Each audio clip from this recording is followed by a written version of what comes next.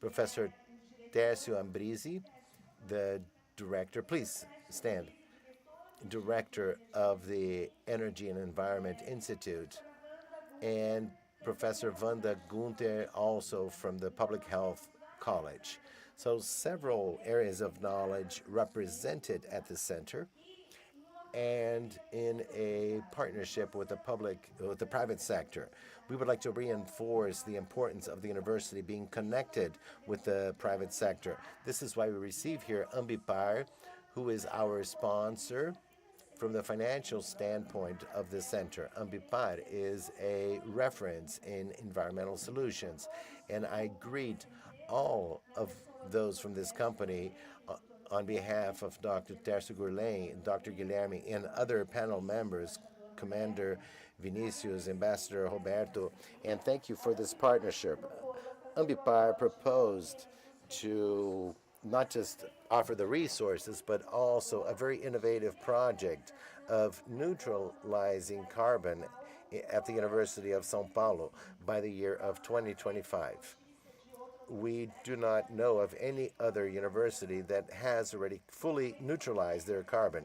Usually they present goals for the future, but at this center, we will have this work done by Ambipar in a stage fashion during 2025. And our university will be carbon neutral by the end of 2025. And finally, we incorporated the UF Sustain program to the USPproCLIMA so that we can continue this. We have postdocs represented. I see Fabiana here. Are there any others here also?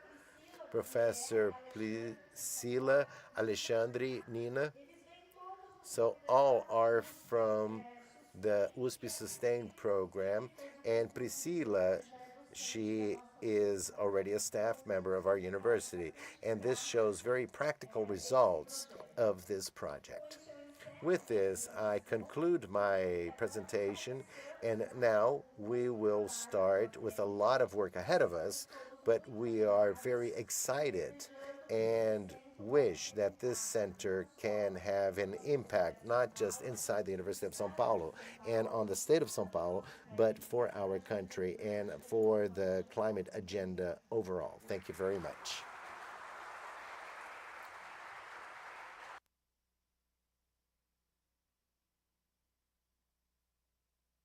Representando a IMPA, Represent Ambipar, the partnering company of the Research and Innovation Center. We would like to invite Ambassador Roberto Azevedo of the trade entity and also of global issues of Ambipar. Thank you very much. Good morning to all. I start by thanking for the invitation to be with you here today. I would like to thank USP on behalf of its dean, Carlos Alberto Carlotti Jr., the vice dean, Armindo do Nascimento Arruda, and all those present. I greet my colleagues from Ambipar as well on behalf of Dr. Décio Dolenghi and Professor Patricia Iglesia already introduced in a very illustrative way of what we are trying to do in this partnership between Ambipar and USP. But I would like to share with you two things. The environmental climate agenda offers several challenges. During my professional experience, I don't want to talk about myself, but two experiences that I find very interesting. When I left the World Trade Organization, I worked some time in the corporate world in the US. And at this time, the great corporations, not just from the US, but from around the world, were taking on commitments of decarbonization, to use or to stop using or reduce the use of packaging and material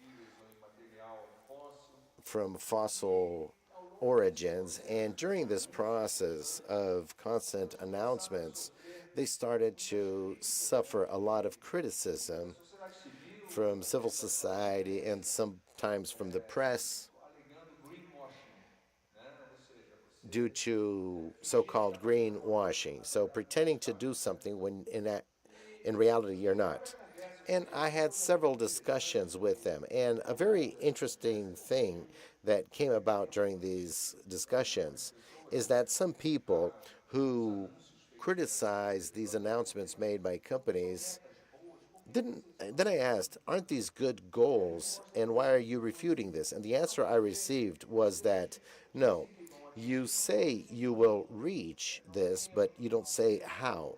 You don't have a schedule or the methodology and how you will achieve this. And my answer to them was the following: most of the necessary innovations to achieve these results do not exist. The technologies do not exist. The companies, the universities, the scientific community are trying to develop these technologies. So, if we don't have a goal, certainly no technology will arise from this. So let's set a goal. Let's try to reach this. And I don't know how we will get there. Nobody knows, actually. But, for example, another serious problem is the change of goals. So, moving goals. We're changing goals all the time. A company with which I was developing compostable material for packaging they used. And when talking to companies and financing studies in this area and promising to buy whatever material you produce according to the specifications, we will buy 100% of your production. What happened? The investments were made, the company started researching and investing, and over time, criticism came about the compost material. For it to be degradable, you need certain conditions, etc. So it is better to have reusable packaging. Reusable is better because you can use it infinite number of times. What happened? Companies were demotivated to invest in certain things, which may not be the perfect solution. We'll never have a perfect solution, but this was moving in the right direction. So these challenges, in reality, they prove one thing. If we want to effectively have an impact on the climate environment agenda, we need to have uniform vision. We need to add efforts. When I talk about us, I'm talking about the private sector, I'm talking about the government, I'm talking about NGOs, the media, and I'm talking about the academia, the scientific community, the university, academia overall. Without this coordinated effort, we will not achieve the impact that we want to have on the climate environmental agenda. I say this, it's a great pride to be here and represent Ambipar here, who is present with at least two generations, Tercio and Guilherme, but three family generations that dedicate themselves to this. Ambipar is a leader in environmental solutions, a global leader, not just in Brazil. And there aren't companies around the world with the same scope of solutions and services that we have. We should be proud of this, but Ambipar is fully aware of this need to add efforts, and this is why we are together in this project with you, with USP, developing technologies that are innovative and technologies that will allow this impact on the climate environment agenda to occur. And we want this to be inspiring. So I count with all of you to take on and accept this challenge and continue to expand all of this in the most intelligent way possible and with the necessary pragmatism for us to get there. So, once again, thank you very much. Congratulations to what you have achieved here today. And without this type of effort, we would not make it. So, thank you very much to all of you.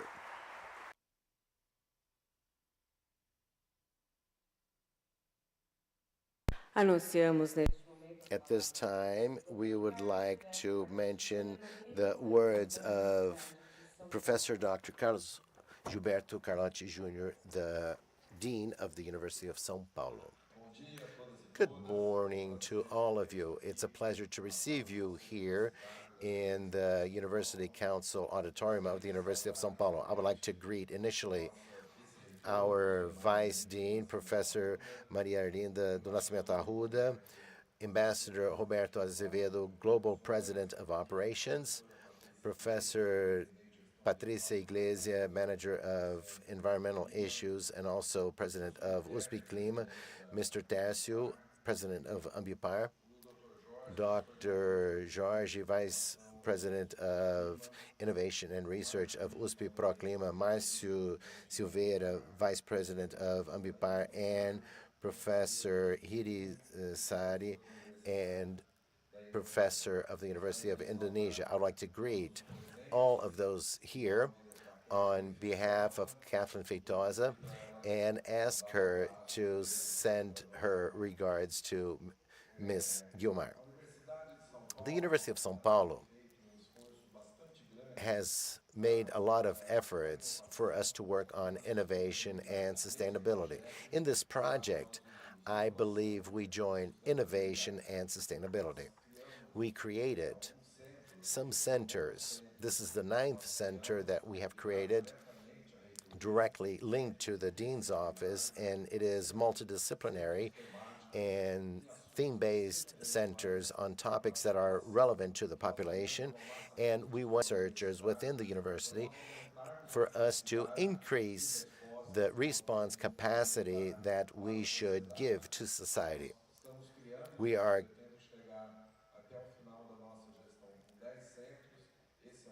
expecting to reach 10 centers by the end of my term, and this is our 9th. And all of them are greatly successful together with society. Society understands the role of these centers and understands both the national and international importance of the university and are here to answer great questions that we have. This week, we will start producing via one of these centers, and with the assistance of FAPESP and some companies, hydrogen from ethanol. So if you visit our campus, the last road of the university, you will see a center, a pilot plant to do a scale up of hydrogen and ethanol production. We have a modified bus and modified vehicles that we are using to calculate the energy and carbon emissions within this process. So this is one of the examples of innovation. Patricia already commented that we are creating a large PV panel farm in all universities of São Paulo, Laiache, which is our unit at USP East. We will probably start producing probably next week or in the upcoming days, 25% of the energy consumed at that campus.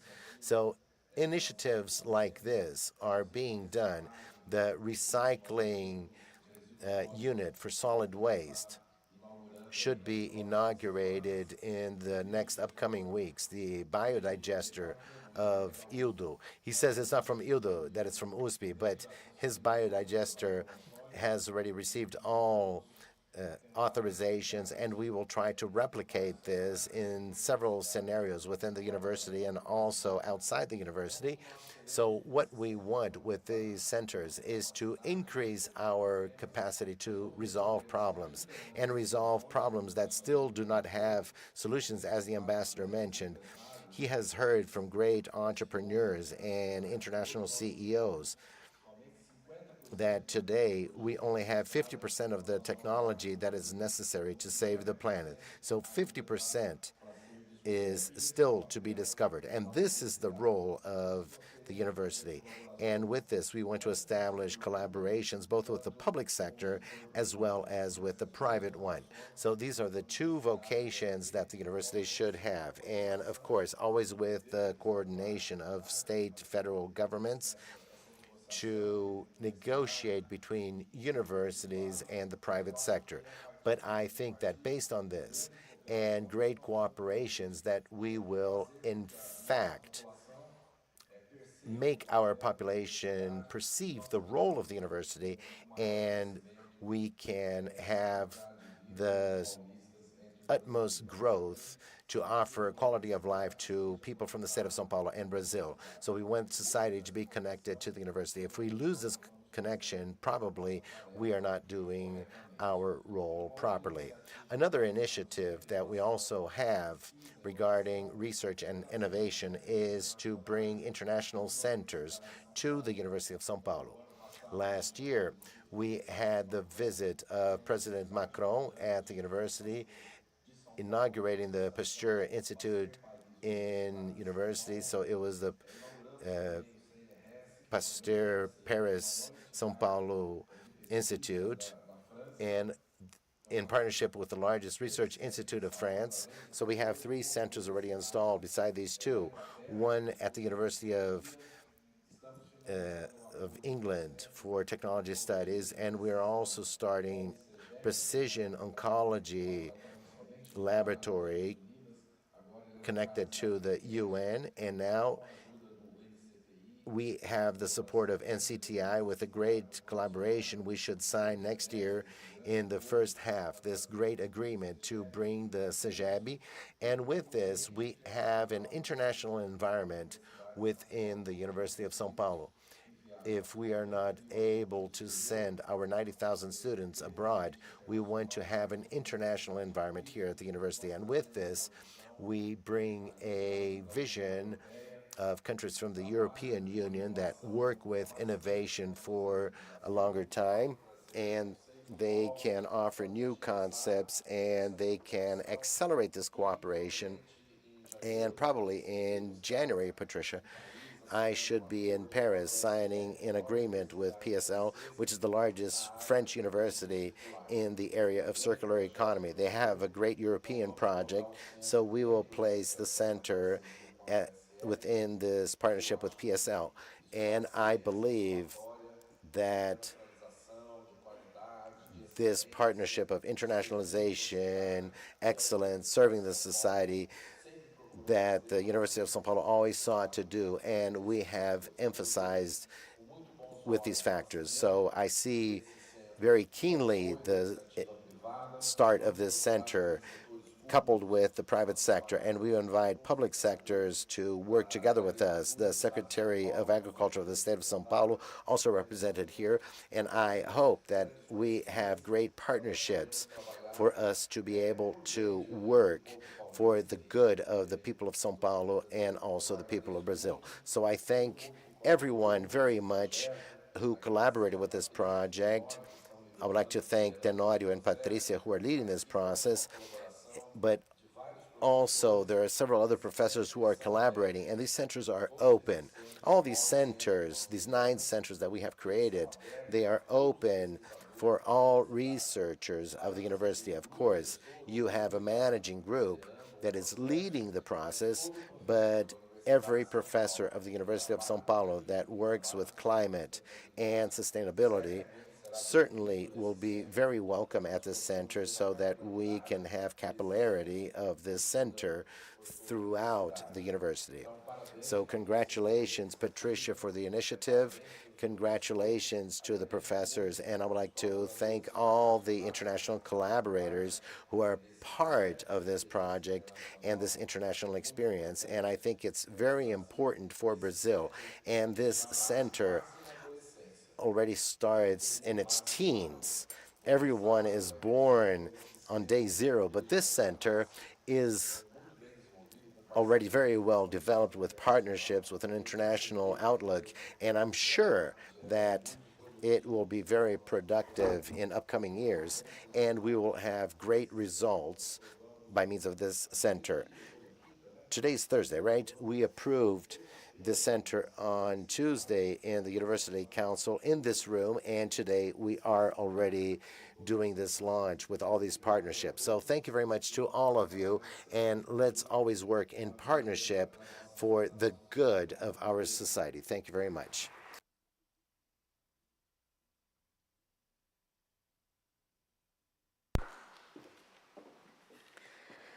Anunciamos o encerramento desta.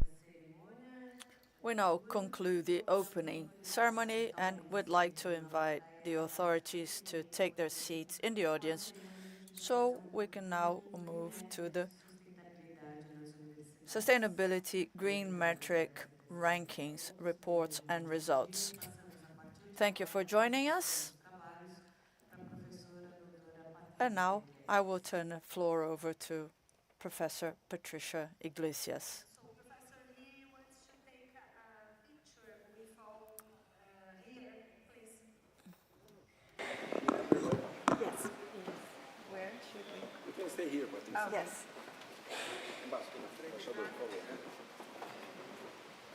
Na frente, professor.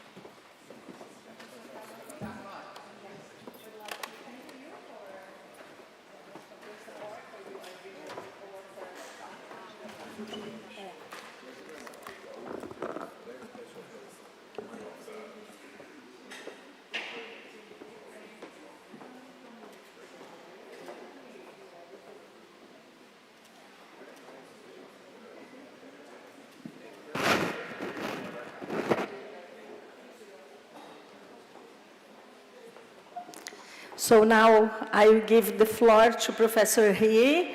We are going to start the ceremony, the award ceremony from GreenMetric. So Professor Riri Fitri Sari, that's in charge. She is the creator of this important ranking, and also Professor Junaidi. They are both in charge of GreenMetric. I have to say that's a very important initiative because you help the universities to get in a better position, and these incredible professors. So a próxima sessão vai ser em inglês. So the next session will be in English. If you would like to listen to the translation in Portuguese, you can pick up the headsets in the back of the room. So I'll turn it over to the professors. In 1224. Thank you. You can stay here. I think it's better. Yes. Fico aqui mesmo? Yes, it's okay. Yes, like this.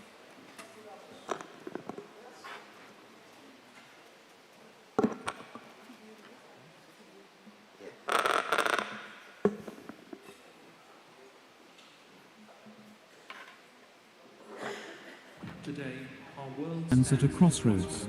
As urbanization accelerates and climate change becomes more pronounced, the need for sustainable practices has never been more urgent. The time has come for universities and cities to lead the charge towards a sustainable future. Universities hold the key to innovation and education, and cities, being at the forefront of development. UI GreenMetric and UI Green City Metric provide a platform for universities and cities to showcase their commitment to sustainability. By participating, institutions not only benchmark their efforts but also inspire others, share best practices, and contribute to a global movement towards sustainability. As a beacon of sustainability, we offer comprehensive assessments of sustainable practices, conduct workshops to improve performance, and provide detailed feedback to help institutions and cities enhance their sustainability strategies.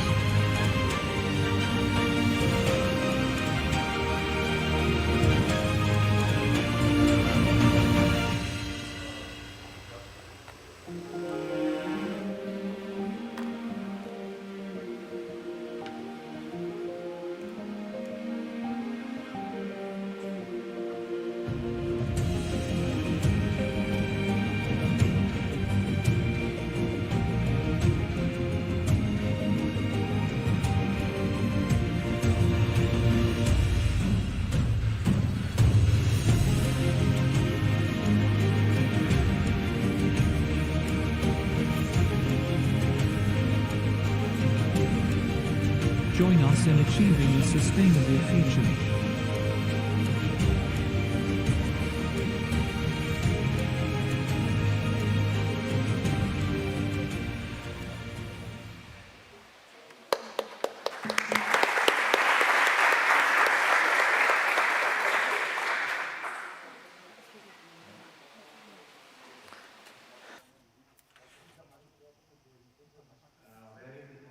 Bom dia para todos e todas que estão aqui pessoalmente, presencialmente na Universidade de São Paulo, e a todos e todas as colegas que estão nos assistindo em todo o mundo. Estamos fazendo um streaming. For that, I would greet you all. Very good morning, very good afternoon, very good evening to the world. I'm very pleased and excited to be here in this beautiful campus, University of São Paulo, and would be hosting this announcement of 2024 UI GreenMetric World University Ranking. To start with, I'd like to invite Professor Riri Fitri Sari, our Chairperson of UI GreenMetric, to present her welcome remarks. Professor Riri.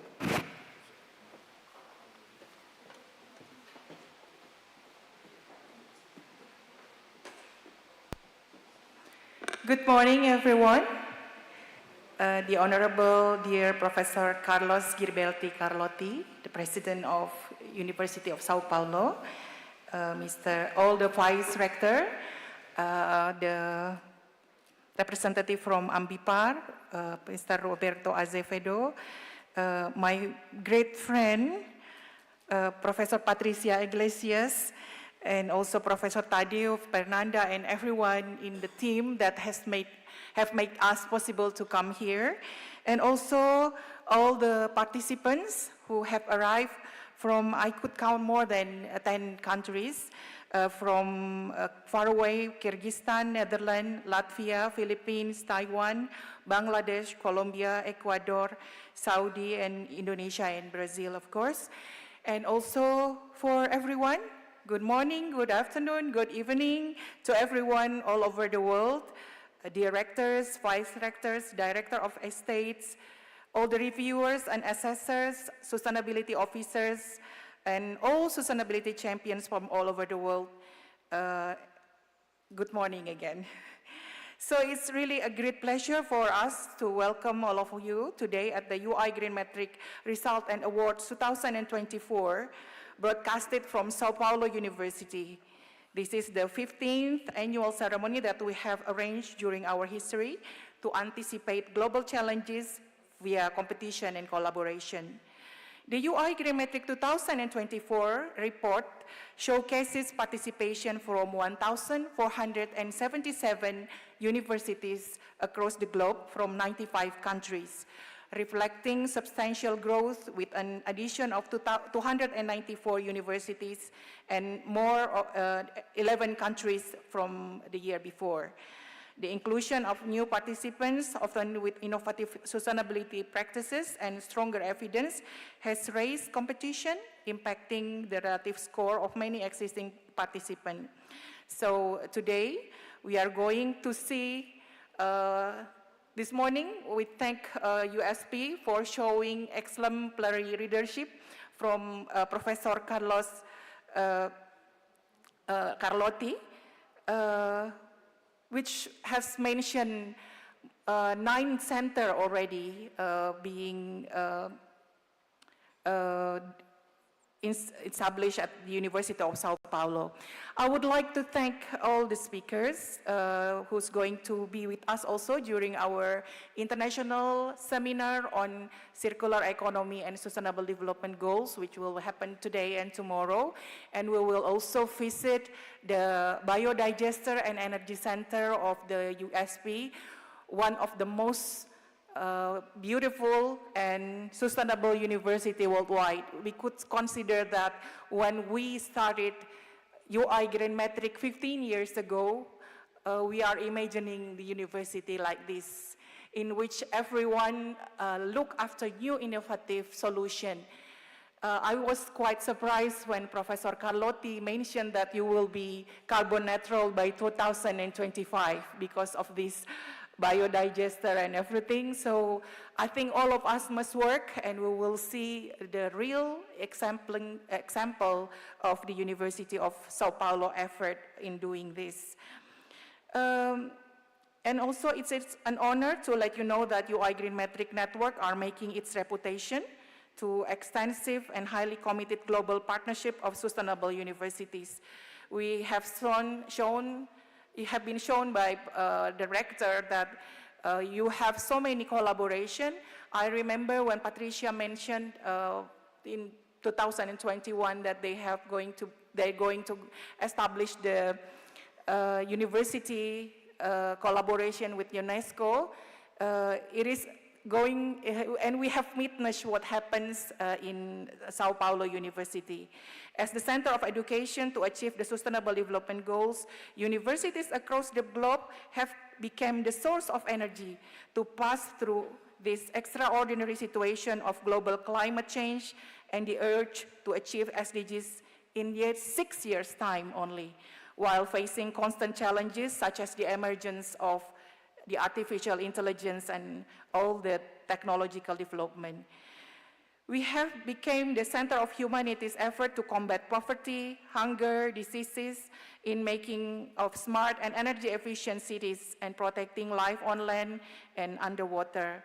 The way digitalization and artificial intelligence are being implemented is something that we would like to portray in all your evidence to learn best practices across the world. This morning we have come together and we will have a few days to come to see how we can collaborate in the near future. I've seen that many universities are also willing, next slide please, to be the host of some events that will be conducted by UI GreenMetric. For example, maybe the online courses also, we would like to welcome all of you to join, because the first online courses was organized here in Sao Paulo University and also including the model and platform for collaboration. In 2022, we have done all of this collaboration. We met together in Bogota, Colombia last June. And also we have many meetings in Turkey, also in other countries such as Mexico, Spain, Ecuador, and also Pakistan and Philippines, Indonesia, and also for Hungary and Europe, and also Russia. Next slide, please. Also for 2025, we will have a few meetings already organized for all of you to come. We will meet in Abu Dhabi for International Sustainability Leader Meeting, and also in Nice, France for International Workshop on UI GreenMetric, our annual workshop internationally, and also International Student Leaders Meeting on Sustainability. And also, we are welcoming all of you, for example, some university from Bangladesh today, and also we have friends from Taiwan already put their hands up for more of these opportunity to come, for example, the announcement ceremony like this. So if you are interested, please contact Dr. Junaidi and me so we can arrange everything, knowing that every time we will meet, we are preparing hard for everything, for everyone in the world to know, and also to learn, and also to do the same thing. And we know that it's going to make our world a better place. Next slide, please. The few slides before, I would like to come back to the information in which this year we have some questions such as number of sustainability-related startups. We know that green jobs is very important for us to prepare for all the young generation, to let them know how to restore our earth, knowing that we have taken so much, but to be able to make it livable for the future generation, must work hard for that. And also we have many universities saying that they have more than 1 to 5 startups in their university, and hopefully that it is a successful one. Next slide, please. I would also would like to underline that during the international ranking expert group meeting in Romania last 2 months, we were talking about the AI-driven innovation that should be put into our work in sustainability, in which, for example, we would like to see all the digitalization transformation in your university. For example, for AI-powered energy management, systems to optimize heating, cooling, and lighting based on real-time occupancy data, significantly reducing energy consumption in each place. And also for smart waste management solution, we should use artificial intelligence to analyze waste patterns, enabling efficient collection routing, and also increasing the recycling rates. And also artificial intelligence can be used to predicting and analyzing the water management to help campuses all over the world to identify leaks and optimize irrigation schedules, conserving water resources everywhere.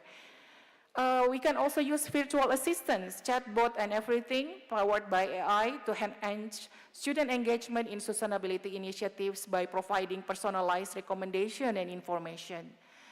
AI-based carbon footprint calculator. Today, Professor Tadio told me that we are going to talk about carbon footprint also, but we can enable all of us to track and analyze the emission and informing strategies for reduction of this carbon footprint and also sustainability planning. And we will see what is the benefit of everything for mitigating the negative impact. Ladies and gentlemen, fellow university leaders, let us start with the announcement ceremony, and I would like to welcome all of you to sit back and relax and see how we can celebrate our hard work during this year. Thank you.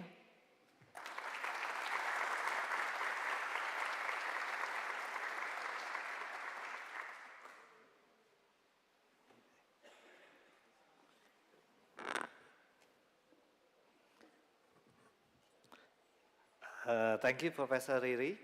Now it's time for us to get the report and results of UI GreenMetric this year. To start with, I'm pleased to announce that this year there are 1,477 countries as universities in 95 countries participated in UI GreenMetric World University Ranking. So to the 1,477 universities, let's give them a big applause.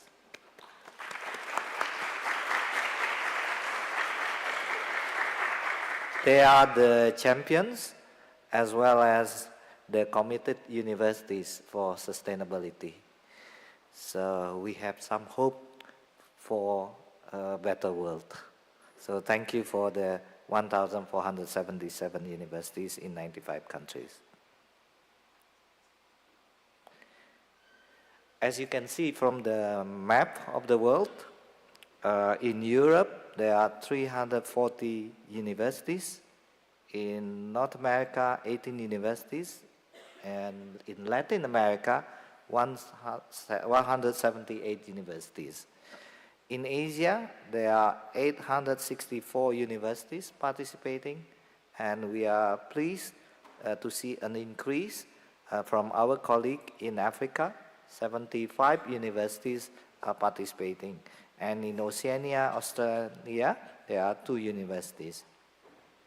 So we are pleased that this year there is an increase of more than 300 universities compared to last year, 1,183 universities from 85 countries. So there is an increase of participation.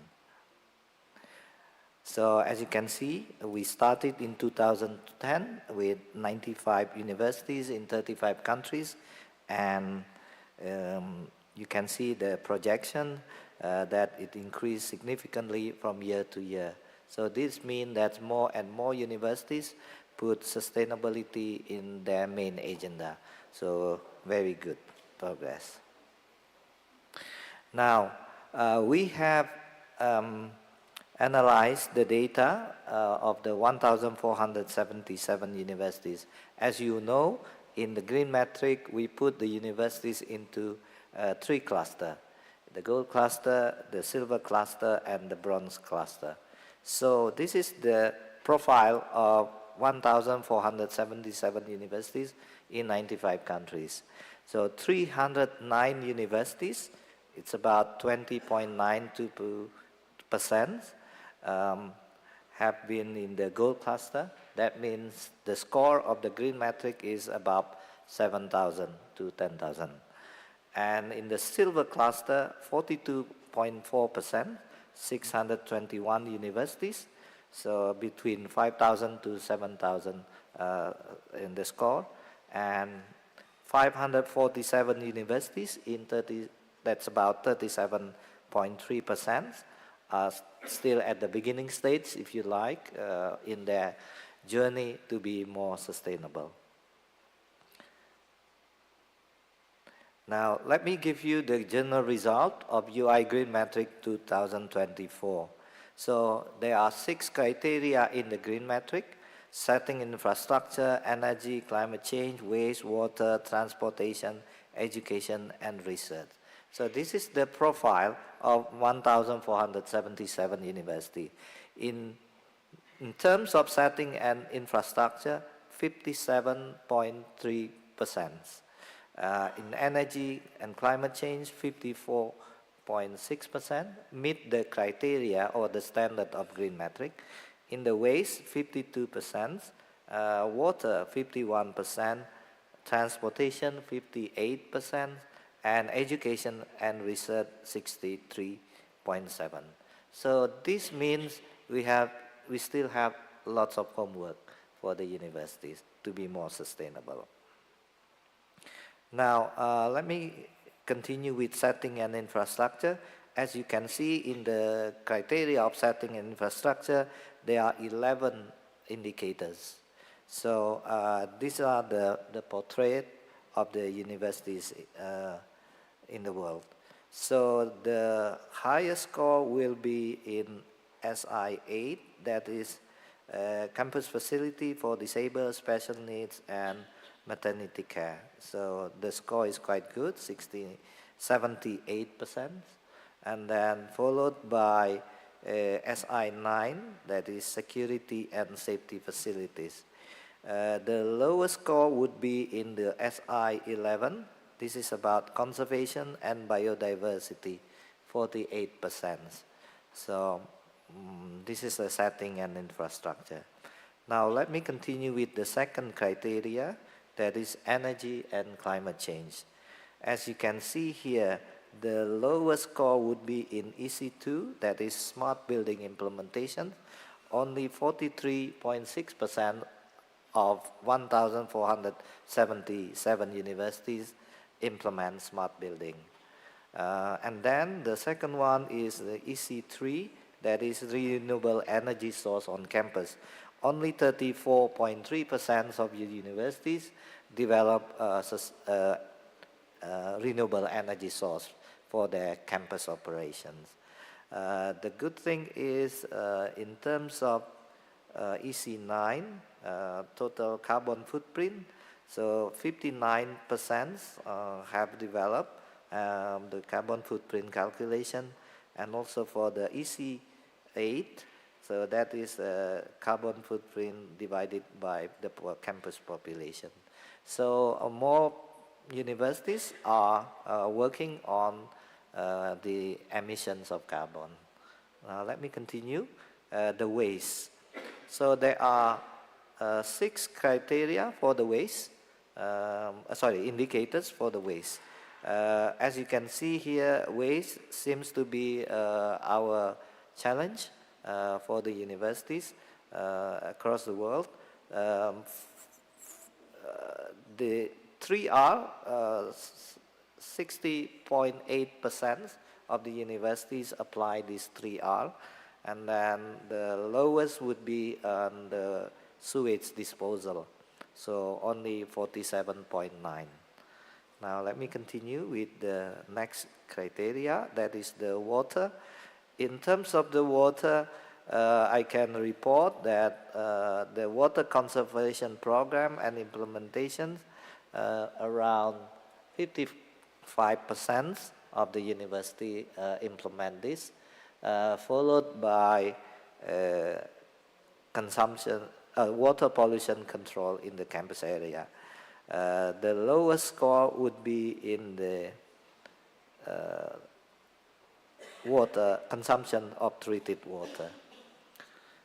Next slide would be on the transportations. So as you can see from the diagram here, about 77.6% of the universities use the pedestrian path, and they develop a safe pedestrian path, not only for the population, but also for the disabled students and staff. So they also need to work on the number of zero emission vehicles. So only 42% of universities have these zero emission vehicles. Let me continue. The last one is about education and research. So we are very happy that in terms of the education and research, more universities are improving. So for example, in the area of university cultural activities at the university, 72% of the universities implement this, and then sustainability courses about 64%, so there is an increase there, but we still need to work on the ED11, that is sustainability related startups, only 37%. So this is the area that the university can improve. Now, please, I'm going to announce the top 50 sustainable universities in the world. Are you one of them? So I'll start with the top 50.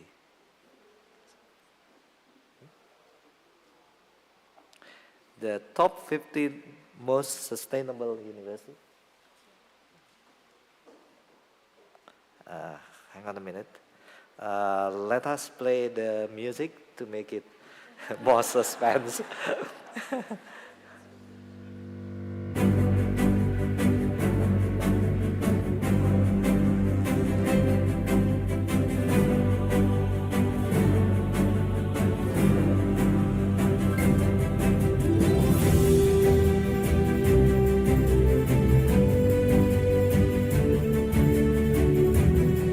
Chaoyang University of Technology, Taiwan. The 48th most sustainable university, Qasim University, Saudi Arabia. The 47th most sustainable university in the world, Universidad de Santander, Colombia. The 46th most sustainable university, University Malaya, Malaysia. The 45th most sustainable university, Mahidol University, Thailand.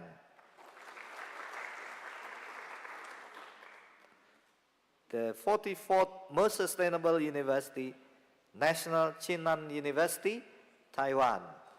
I think the president is there. Congratulations. The 43rd most sustainable university, Universitas 11 Maret, Indonesia. Next, the 42nd most sustainable university, Aalborg University, Denmark. The 41st most sustainable university, Weifang Institute of Technology, China. The 40th most sustainable university, Riga Technical University, Latvia. Do we have juries here?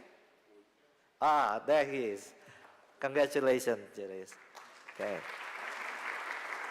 The 13th most sustainable university, Universidad Autónoma de Occidente, Colombia. The 38th most sustainable university, Istanbul Technical University, Turkey. The 37th most sustainable university, Benemérita Universidad Autónoma de Puebla, Colombia.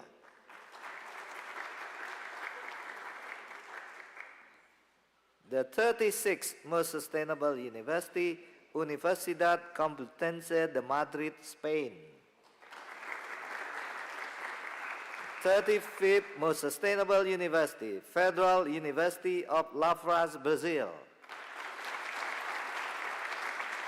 Do we have Lavras here?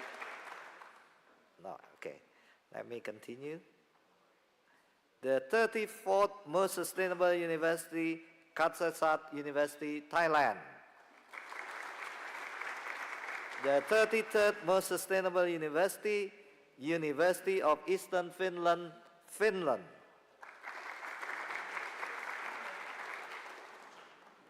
The 32nd most sustainable university, Universitas Negeri Semarang, Indonesia. The 31st most sustainable university, Czech University of Life Sciences, Prague, CZU, Czech Republic. The 30th most sustainable university, Universidad del Rosario, Colombia. 29th most sustainable university, IPB University, Indonesia. The 28th most sustainable university, Università degli Studi dell'Aquila, Italy. The 27th most sustainable university, Universitas Gadjah Mada, Indonesia. The 26th most sustainable university, Universitas Diponegoro, Indonesia. And the 25th most sustainable university, University of Pécs, Hungary. The 24th most sustainable university, University Putra Malaysia, Malaysia. The 23rd most sustainable university, National Ping Tung University of Science and Technology, Chinese Taipei, Taiwan.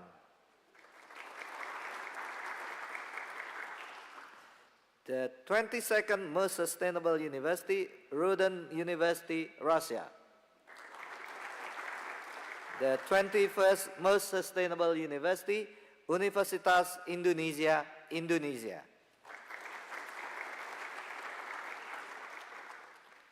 The 20th most sustainable university, Politecnico di Torino, Italy. The 19th most sustainable university, University of Limerick, Ireland. The 18th most sustainable university, Hammy University of Applied Sciences, Finland. The 17th most sustainable universities, Leiden University, Netherlands. The 16th most sustainable university, Universidad Autónoma de Nuevo León, Mexico. 15th most sustainable university, University of Turin, Italy.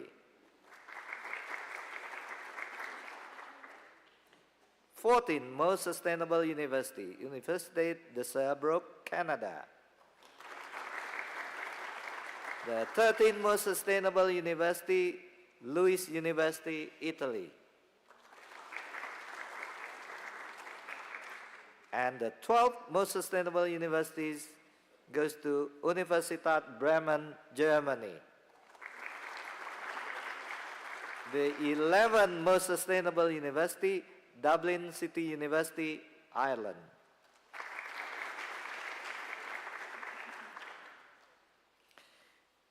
Now, I'd like to announce the top 5 most sustainable universities by regions. The top 5 most sustainable universities in Europe are dang, dang, dang. Wageningen University and Research, Netherlands. Nottingham Trent University, United Kingdom. University of Groningen, Netherlands. University College Cork, Ireland.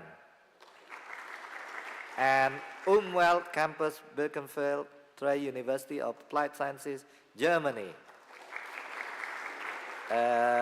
Do we have Trier University? Congratulations. Okay. Now let me continue with the top 5 most sustainable universities in Asia. They are Universitas Indonesia, Indonesia. National Pingtung University of Science and Technology, Taiwan. University Putra Malaysia, Malaysia. Universitas Diponegoro, Indonesia. And Universitas Gadjah Mada, Indonesia. Next, top 5 most sustainable universities in Africa. They are Sohag University, Egypt. All Egyptian. October 6 University, Egypt. Cairo University, Egypt. Benha University, Egypt. And Ain Shams University, Egypt.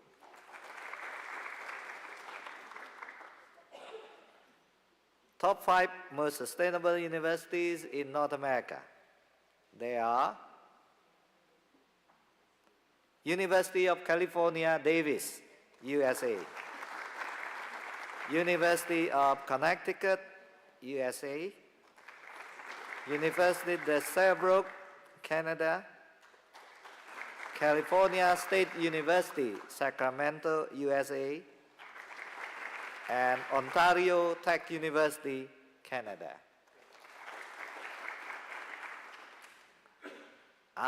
This is what you are waiting for. The top 5 most sustainable universities in Latin America. They are Professor Patricia cannot wait. Universidade de Sao Paulo, USP, Brazil. So congratulations, USP.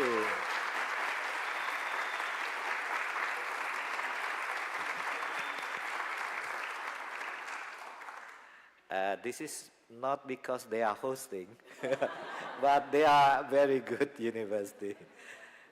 Next, Universidad Autónoma de Nuevo León, Mexico. Universidad del Rosario, Colombia, and Federal University of La France, Brazil.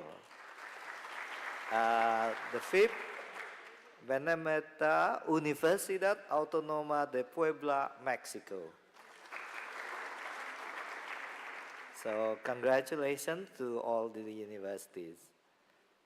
Now let me continue with what we are also looking for, the best parts of our announcement, the winner announcement.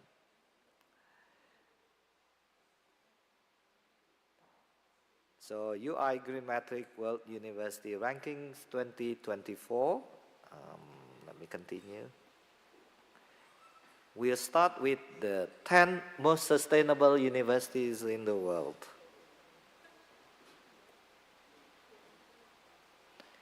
University of Connecticut, USA.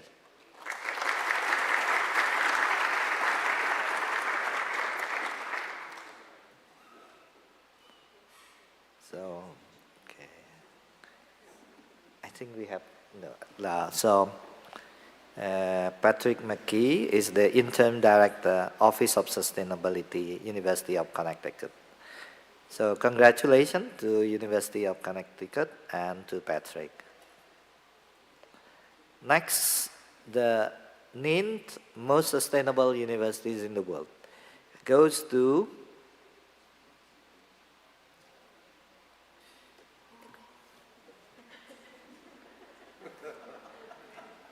University, Autonoma University de Bologna, Italy.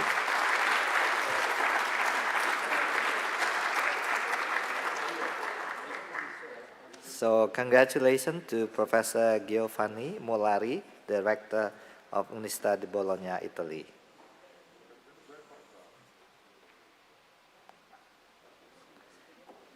We have an acceptance speech from Good Professor morning, everyone. It is a great honor to be here, even if virtually. The University of Bologna is proud to be recognized as the most sustainable university in Italy and one of the top 10 globally by the GreenMetric World University Ranking. This recognition acknowledges our deep commitment to sustainability and our dedication to creating a greener future, but also challenges us to aim even higher. Since 2013, we have consistently improved our sustainability performance, climbing the GreenMetric ranking each year.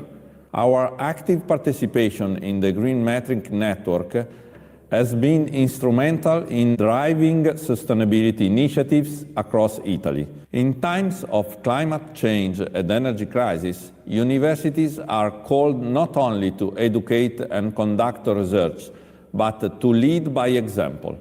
Our first even university's energy plan, it is a cornerstone by our sustainability strategy.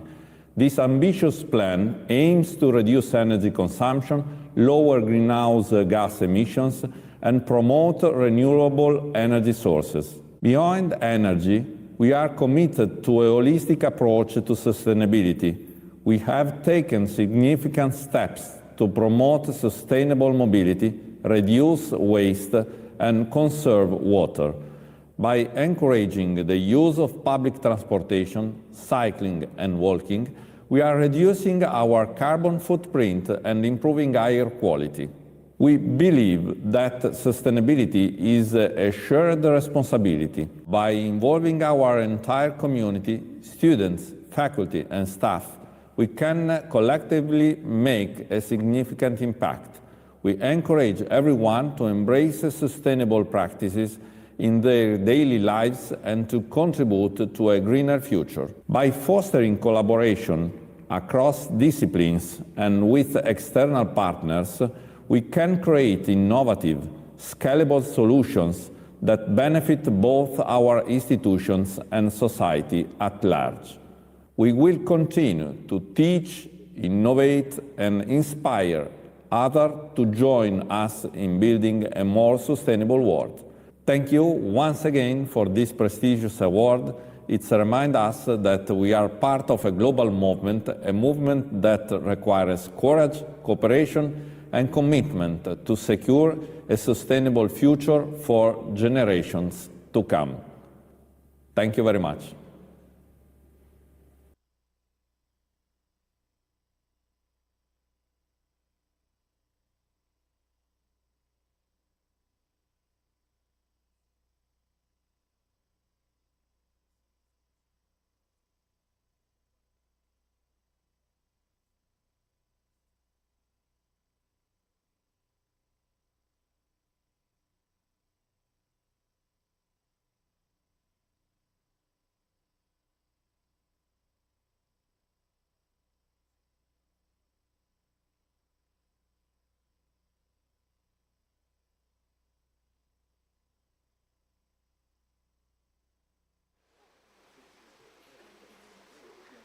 So congratulations to Gavin. Now let me continue with the next most sustainable university. The 7th most sustainable university in the world goes to University of California, Davis, USA.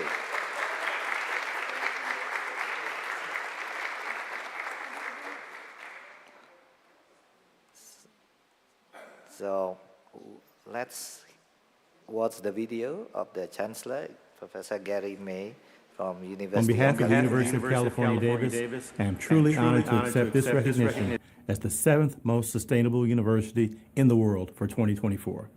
At UC Davis, sustainability is not just a goal, it is a core value woven into everything we do. One of the most exciting milestones in our journey is the ongoing work of our Big Shift, a transformative initiative aimed at decarbonizing our utility system. The early phases of this effort have significantly reduced our environmental impact. The Big Shift is making a real impact on our campus and serves as a model for how other universities can address climate change in their operations. Our commitment extends beyond infrastructure. UC Davis faculty also play a critical role in advancing sustainability in our teaching and research. Integrating sustainability into our classrooms and research spaces is a powerful example of our approach. Our campus functions as a living laboratory, allowing our faculty to collaborate with students and operational teams and transform theory into practice. UC Davis understands its position as a leader in sustainability. We are committed to advancing environmental sustainability and fostering a more equitable and inclusive future for all. We recognize that our work today will shape a better tomorrow for the next generation, and we are committed to that critical work. Thank you once again for this incredible honor. We look forward to continuing to build a more sustainable future together. Thank you, Chancellor Gary May. Now let me continue to the 6th most sustainable universities in the world. It goes to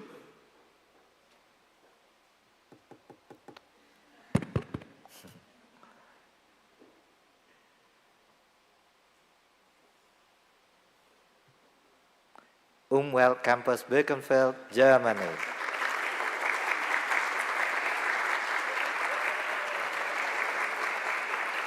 Congratulations. We would like to invite Professor Riri to present the award to Umwelt Campus Birkenfeld, Germany, as the 6th most sustainable university in the world.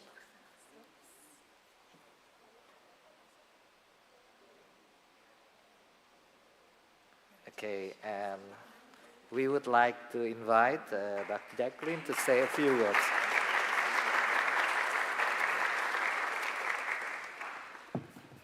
Dear Professor Riri Fitri Sari, dear Professor Dr. Junaidi, dear Professor Dr. Carlos Gilberto Carlotti, dear Professor Dr. Patricia Iglesias, my name is Jacqueline Martinez.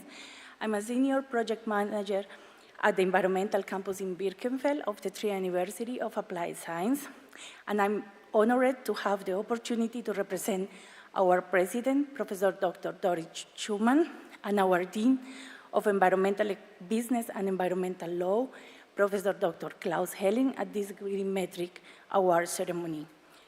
We are grateful to receive this award to maintain our position among the top-ranked universities and to demonstrate our commitment to sustainability, circular economy, resource efficiency, carbon neutrality, and innovation to our stakeholders around the world, and particularly to our students. This award is the result of years of hard work by our Dean and Sustainability Director, Professor Dr. Helling, and his team. Their work and dedication are worthy of a special recognition. This award motivates us to continue improving our campus activities and to work forward achieving the Sustainable Development Goals. We are pleased to accept this award as the sixth most sustainable university in recognition of our efforts. Thank you very much. Muito obrigada.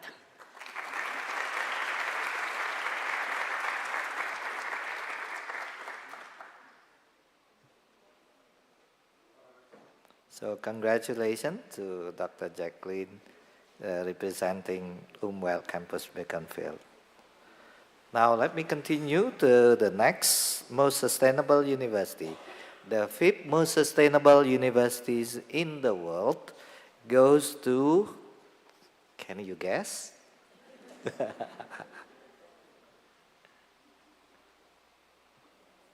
Universidade de São Paulo, USP. So congratulations. So may I invite Professor Patricia and Professor Riri to receive the awards.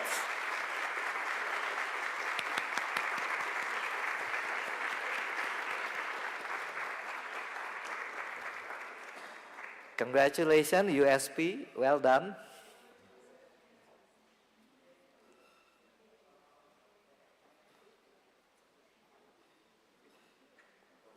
Oh, okay.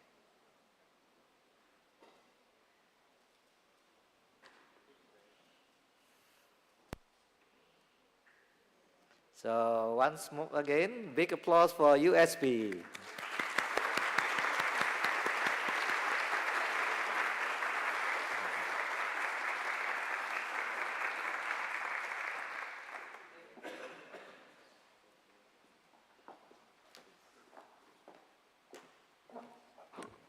Muito obrigada. Thank you very much. We from the University of São Paulo are very proud to participate in this ranking and with such a result. In the last ranking, we were in 8th position, so we moved up 3 positions, and I know this is no easy task, and this is very significant and important for the University of São Paulo. We have had an intimate relationship with sustainability and excellence. The University of São Paulo does not distinguish between the two. Excellence presupposes a sustainable university and an inclusive university. This is the triple basis of the University of São Paulo management today. We are very proud to participate in this ranking and achieving this 5th position among the most sustainable universities in the world and the most sustainable in Latin America. And this is no simple feat. It's a lot. I would like to take on a commitment that in the next ranking, we will be in an even higher position. This center that is being inaugurated today will be part of this. Thank you very much. We are proud of that.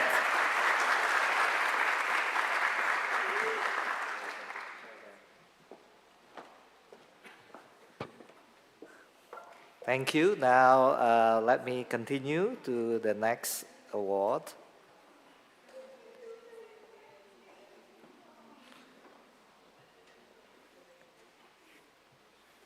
The fourth most sustainable universities in the world goes to University College Cork, Ireland. Congratulations, UCC. We have an acceptance speech video from Professor John O'Halloran from UCC.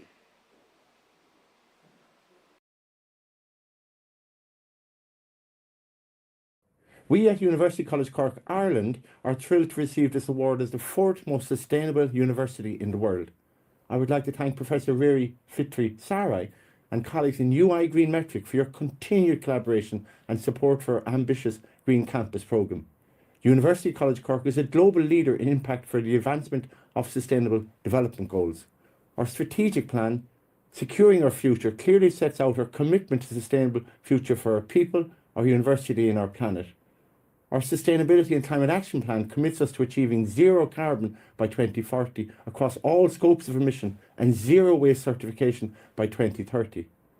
In 2010, UCC was the first university in the world to be awarded a green flag from the Foundation for Environmental Education in Copenhagen. And this year, we became the first to be awarded the fifth flag. Over the last number of years, we've reduced our absolute carbon emissions by 32% and our total waste tonnage by 40%. Through our ban on single-use plastic in catering in January 2023, we have avoided over 2 million disposable coffee cups being sent to landfill. We are undertaking a comprehensive programme of building retrofits across the entire estate, aimed at moving the campus away from reliance on fossil fuels. At UCC, we've mapped all our research and teaching to the SDGs and developed an innovative toolkit for teaching staff to embed the SDGs in their practice. Our sustainability research is globally leading, and we're driving climate action in enterprise through our newly launched Sustainability Academy. Our beautiful campus are managed for biodiversity, and our Green Shoots programme supports students to engage with green space for their health and well-being, as well as sustainability goals. Our university also serves as a living laboratory, and our bespoke living laboratory programme brings together students, staff and external stakeholders to co-create and implement innovative solutions to real-world sustainability challenges right here on our beautiful campus. I would again like to thank you for this accolade, and we're immensely proud to be the fourth university in the world for sustainability.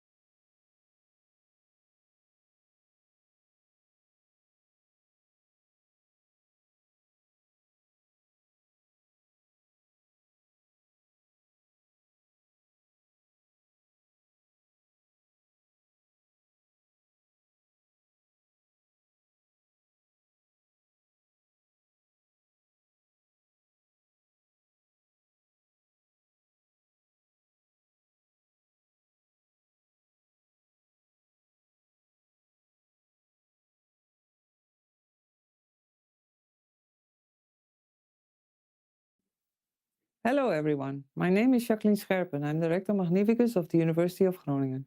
First of all, I would like to thank Universitas Indonesia for organizing this yearly ranking and in doing so promoting sustainability in universities worldwide. We are tremendously proud of receiving the award with the third place in the ranking. The University of Groningen is committed to continuously invest in sustainability, whether that is by saving energy in our lab facilities, by creating awareness among staff and students, or by investing in smart and sustainable buildings. Sustainability is one of our key values. We hope that studying at the University of Groningen will inspire our students to become future leaders in sustainability. In the upcoming years, the university will also face challenges to make its business operations and education and research even more sustainable. This requires continuous attention, vision and action, now and in the future. But for now, we are very glad to see our efforts rewarded with this beautiful award. Thank you again and congratulations to the other universities that participated in the GreenMetric ranking of 2024. Together, we can set an example and work towards a sustainable future.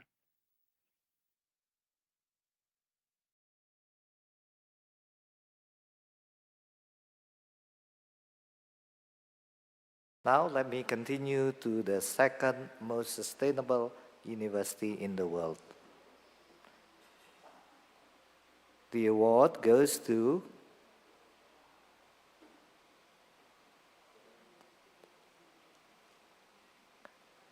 no idea. Nottingham Trent University, United Kingdom.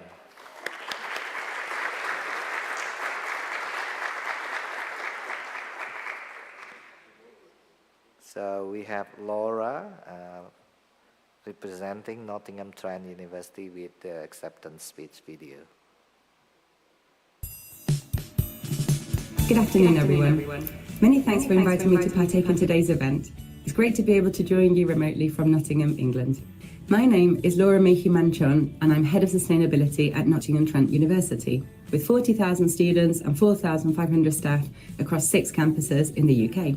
On behalf of the entire NTU community, it is a privilege and an honour to be named the second most sustainable university in the world. My colleagues and I are immensely proud of this collective achievement, and we're truly grateful to UI GreenMetric for this global recognition. Thank you.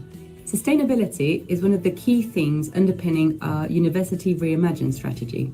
This demonstrates our strong institutional commitment to place sustainability at the heart of everything that we do. Not only are we continuously reducing the environmental footprint from our own operations, but we are also prioritising research and curricular activities that promote sustainability, social responsibility, and align to the United Nations Sustainable Development Goals. We have continued to decarbonise our buildings while ensuring that they meet the needs of our community in an ever-changing climate. We've also expanded our electric bicycle fleet to ensure that we're promoting more sustainable travel and commuting options across our campuses. We've enhanced our university environments, both for people and wildlife. We have maintained our green flag status, installed green walls and roofs, and attracted wildlife, including hedgehogs, peregrine falcons, great crested newts, and a number of other creatures who now get to call NTU their home. We're a nature-positive university. Reflecting on this year's UI GreenMetric theme, for NTU, partaking in this initiative gives us the opportunity to share, collaborate, and learn. We as a sector can continue to be leaders in sustainability at a time where the climate, biodiversity, and socio-economic crisis demands urgent action from us all. Congratulations to all winners and participants in this year's ranking. Looking forward to working together on our sustainability goals and ambitions. Laura.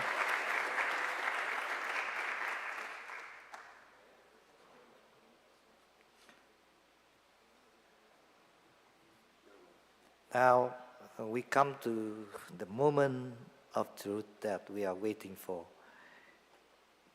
The most sustainable university in the world goes to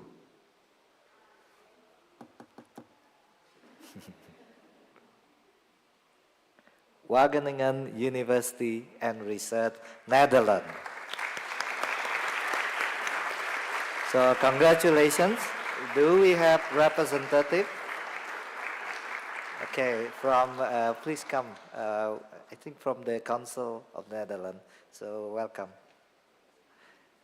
Professor Riri would present the awards. Thank you very much. Congratulations.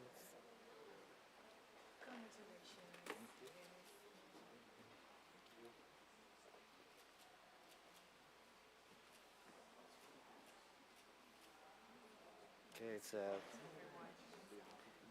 yes, Dr. Vasco Rodriguez, if you'd like to say a few words, please. Yeah, I'll do it in English. Também posso falar português, but I will do it in English, so no problem. Just congratulations to all winners, and especially also to our partner with many universities in the Netherlands, the University of São Paulo, of course. Good morning, good afternoon, good evening, depending on your joining us with Zoom. I would like to thank Professor Carlotti, Professor Junaidi, Professor Fitri, Sari, Professor Iglesias, all on behalf, of course, of, in this case, the Wageningen University. A fantastic achievement, once again, and also pleased, being the Deputy Consul General of the Kingdom of the Netherlands, to see also other universities from the Netherlands in today's ranking, like Groningen and Leiden. On behalf of the Wageningen University, I was just requested also to address you with some few words on behalf, and it's a great honor for me to stand here today on behalf of Rector Caroline Cruz of Wageningen University and Research. And the following words to share with you, that we are amazingly proud that for the 8th year in a row, Wageningen University and Research receives this important and prestigious award for being the most sustainable university in the UI GreenMetric rankings. This recognition is a moment of pride for our entire community, students, faculty, researchers, and alumni, who tirelessly dedicated themselves to sustainability at all levels. And this recognition is a celebration of what the university has achieved so far and a challenge to continue on this path towards a sustainable future. Sustainability is woven in everything we do. Our mission at the Wageningen University, to explore the potential of nature and to improve the quality of life. And it's not just a guiding principle, but it's a call to action. And from groundbreaking research into sustainable food production to innovate strategies for preserving biodiversity. And we are driven by the urgency to provide solutions within the planet's boundaries. But sustainability is not something, again, as I said, that we study or teach only. Wageningen University is committed to continuing to inspire students and innovate in education. And one example is our new bachelor's program, Data Science for Global Challenges. And with we, of course, I'm talking on behalf of the university. And the plan of the university is to launch this program in the upcoming academic year. Students will be trained to become bridge builders between data science and life sciences, equipping them to use data and to solve complex societal and scientific questions worldwide. The university recently also developed a new educational vision focusing on training responsible change makers. Education at Wageningen University is not only about transferring knowledge, but it's also about empowering people, young people, and to make leading and transformative contributions to a sustainable and just future. And to all universities and institutions here represented today and online, in São Paulo, all across the globe, we share this honor with you. Together, you and I, we share and we form a global community striving towards the same goal, a future where people and the planet can live in harmony.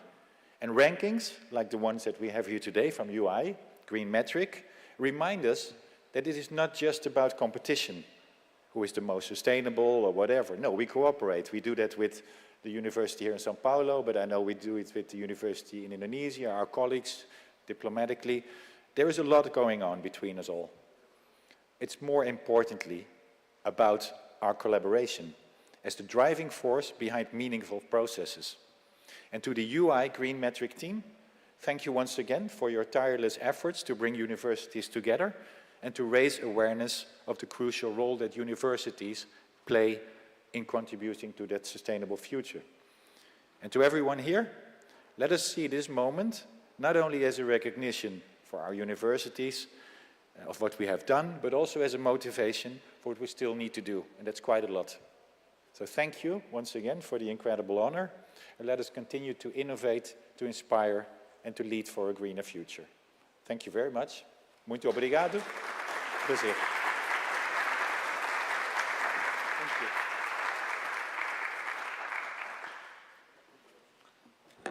Thank you, Dr. Victor Rodriguez.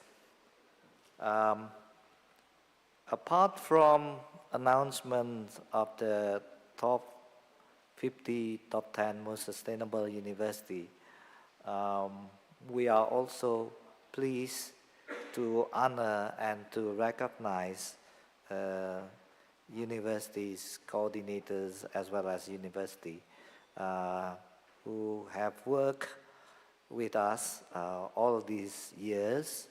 Some of us have known each other for more than 10 years. Some are new friends.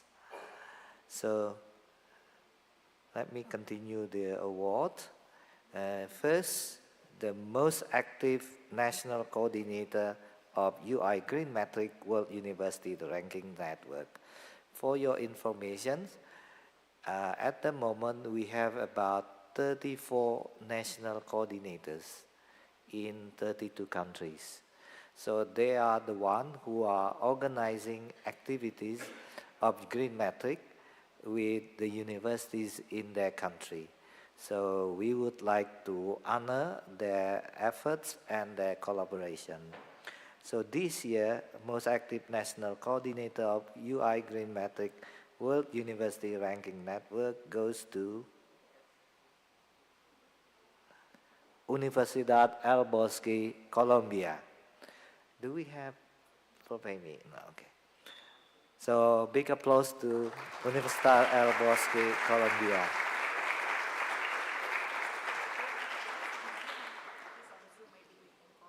Is Professor Hemi on Zoom? No. No. Yeah.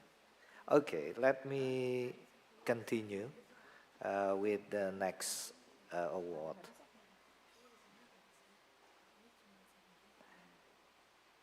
So this is Professor Hemi. Next, the most active new participating university in Latin America goes to Universidad Técnica Particular de Loja, Ecuador. Do we have the representative? Okay, so congratulations. Okay.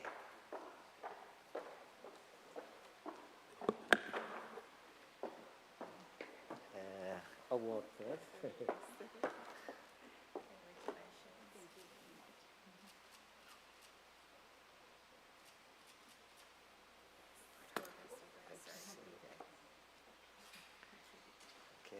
you could please say a few words. Buenos días y muchas gracias a la Universidad de Sao Paulo. Good morning. Thank you to the University of São Paulo for welcoming us and for organizing this event.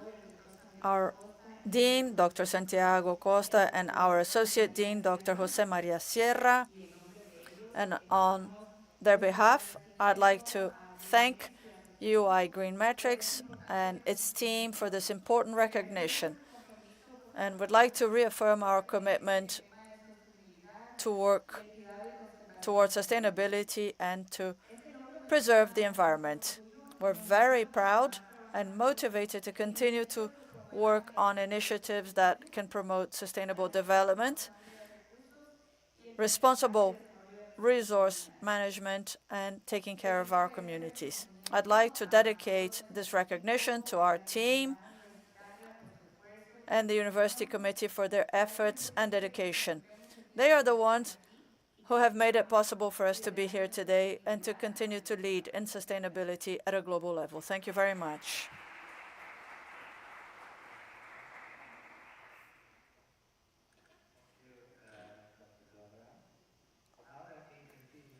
With the next award, we have many new participating universities. So the best new participating university this year goes to University of Augsburg, Germany.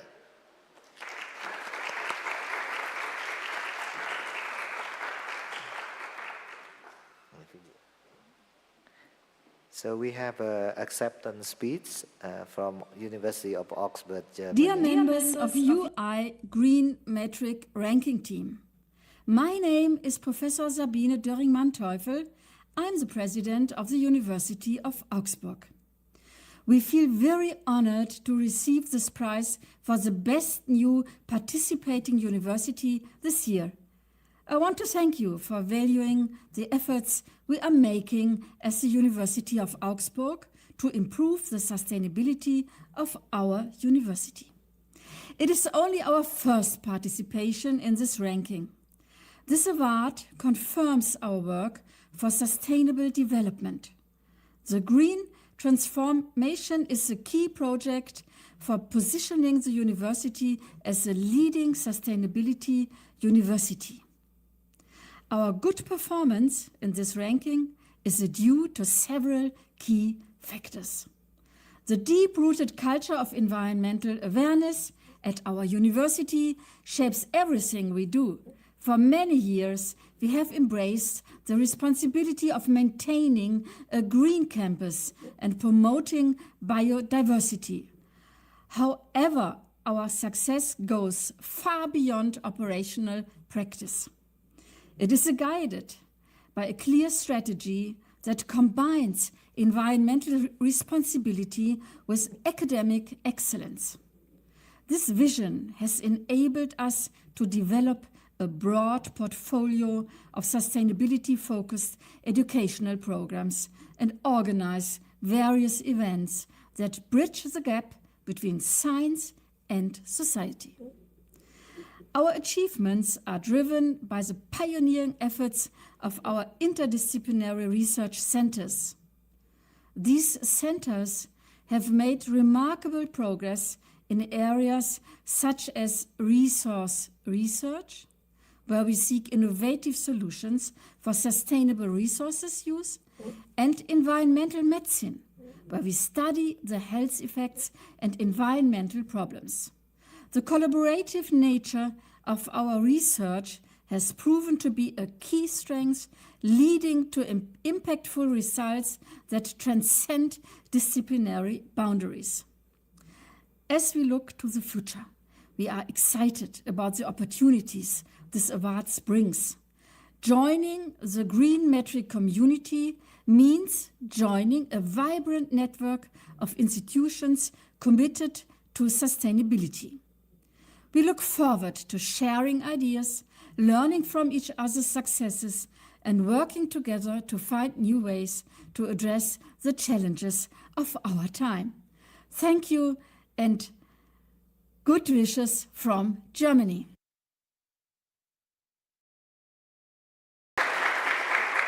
Thank you, Professor Sabine.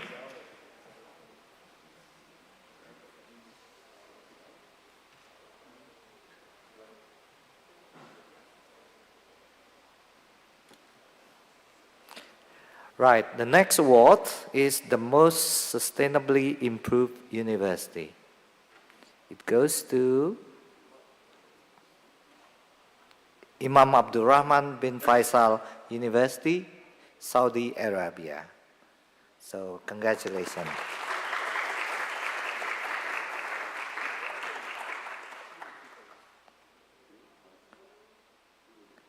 Now, we would also like to honor the presence of the National Coordinator of UI GreenMetric.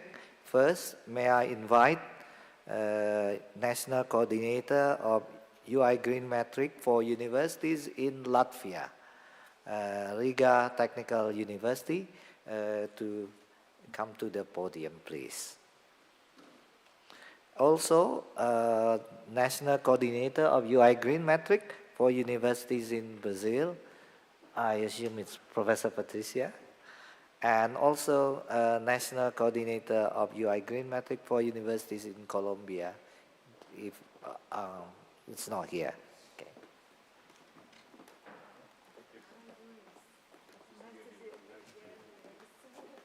Hi, nice to meet you. This is for you to keep because you've been doing this for years.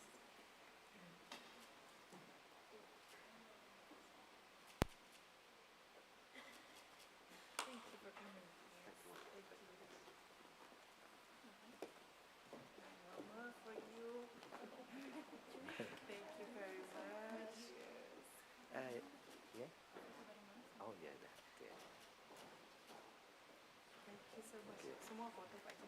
Yes, but yes, we still hang on. Yeah, after this we'll have a good photo. So, congratulations to all the national coordinators and all the winners of UI GreenMetric World University Ranking 2024. To conclude, I would like to thank you all for your kind attentions this morning, and also to all colleagues worldwide who are watching us through the YouTube and Zoom. And I would like to invite us all to work together to make our our campus more sustainable. And to conclude, I'd like to quote Peter Drucker, is an American marketing guru.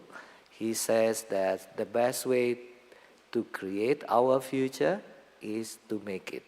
So let's make it happen. Let's make our university more sustainable, and hopefully we'll have a better world. So thank you very much for coming to this award ceremony. Big applause to us all, the champion of sustainable university. So, see you next year in National Chinan University, Taiwan.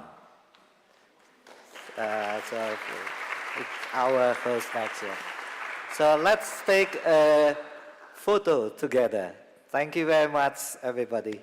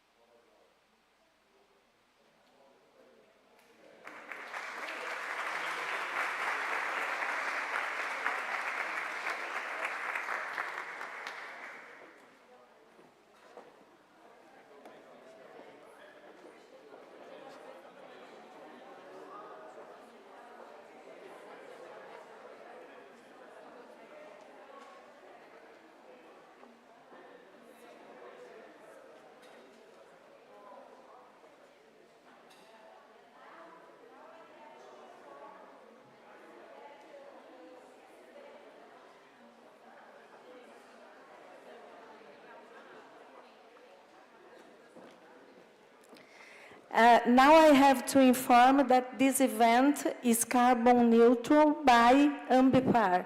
So all your trips, everything we are doing these days, we just compensate the carbon emissions.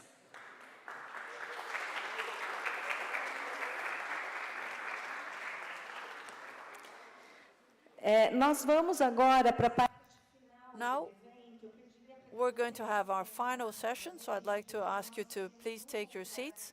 We have a special guest who will be delivering a speech. Dr. José Elton, if you could please come up to the stage.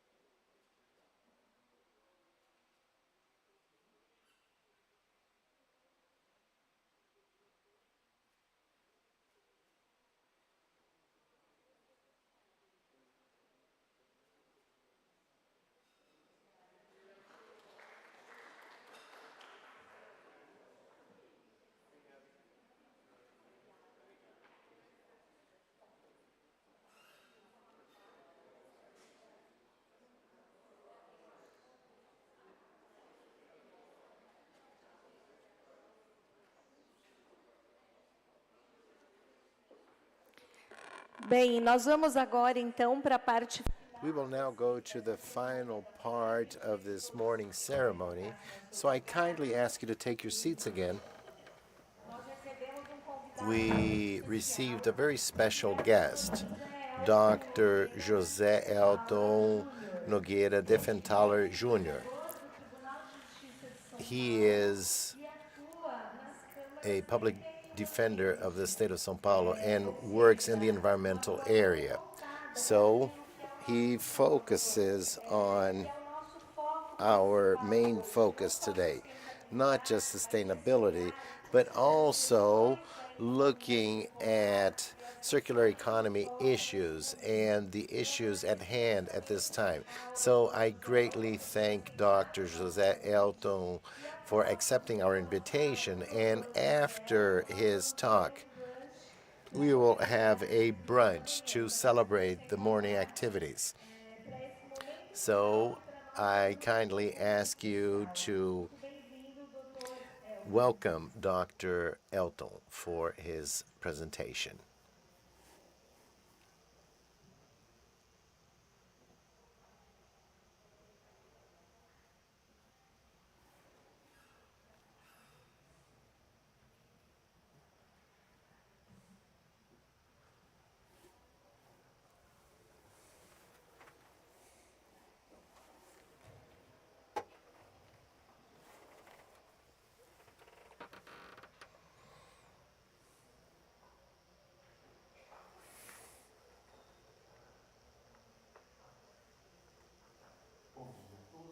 Good morning, everyone. It is an honor to be here. I received the invitation from Dr. Patricia Iglesias to be with you this morning, in this beautiful morning, with all of you who have this passion for the environmental topic. It is an honor for me, and I would like to reinforce that I was greatly honored by our fifth placement as the most sustainable university in the world. I have graduated from USP, so it's a reason of great joy and honor to be among the top 5 universities in terms of sustainability around the world. It is interesting, this topic for which I was invited to talk about regarding the circular economy. I have the impression that for you, it would be more interesting to use the expression, the impression of those who judge environmental law. I work with environmental law since the end of 2017, and in Brazil, and in São Paulo, we have 2 environmental courts dedicated exclusively to environmental issues. There are few in the world where you have judiciary courts specializing in environmental law. There is one in China. There is one single judge in London, and as far as I know, I don't think there is specialization at a second level. In other words, in an appeals court that is dedicated to judging environmental matters. When I talk about environmental matters, I'm not talking about crimes, but strictly environmental issues that have to do with the protection of the environment. So how do judges consider circular economy? I must confess with a certain degree of embarrassment. I only perceive that we have a problem regarding circular economy when I notice that in some cases we had to demolish buildings that were irregular in condominiums or in cities, and these buildings were large. They were not small at all. The issue at hand was, where will we deposit this waste and what will we do with it? What is our responsibility when faced with this asset that was undone due to the environmental legislation that can, in the future, cause an environmental impact? Because untreated waste can cause environmental losses. So the first point, the solution regarding waste. So waste treatment. So this first phase that will eventually get to the topic of circular economy that has already been practiced for some time. Where do we place all this? Another issue that also came forth more recently regarding this topic, contaminated soil by heavy metals, mercury, lead,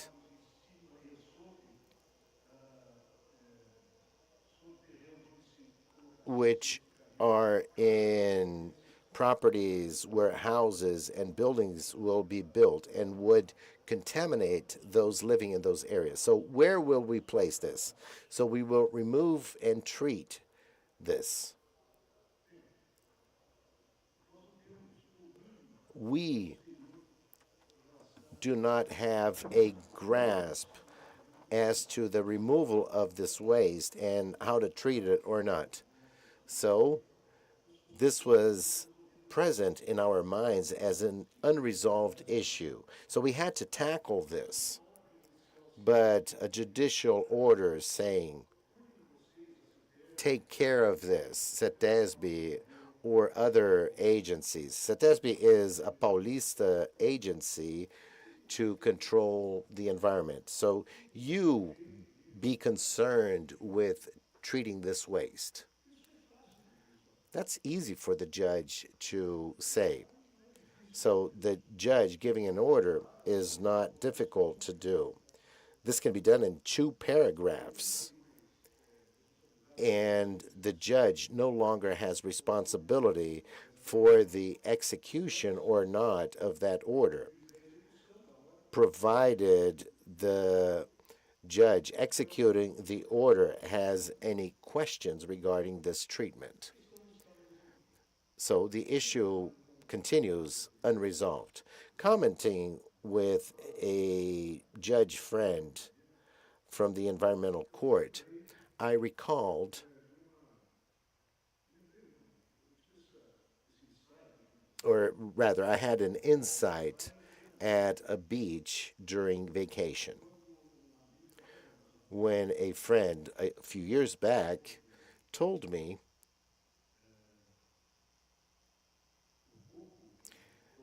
that the coconuts that people drink at the beach due to the hot summers we have in Brazil.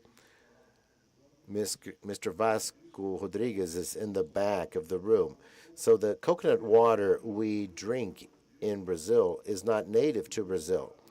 So Brazilian coconuts don't produce a lot of coconut water. So the Portuguese brought from Asia the coconut plants that are so abundant in Brazil. So the coconuts that you buy for $2, $3 at the beach per unit were disposed of in garbage containers. But somebody in the region of Bertioga in São Paulo would take these coconuts, put them in a truck after consumption, and would dispose of them in an economically viable way for the fibers, the pulp, and everything else. And this is where the idea of circular economy takes effect.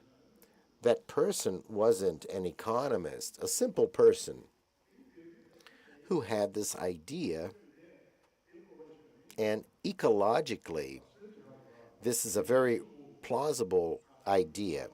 So something without any economic value started having an economic value because it was a good that could generate wealth.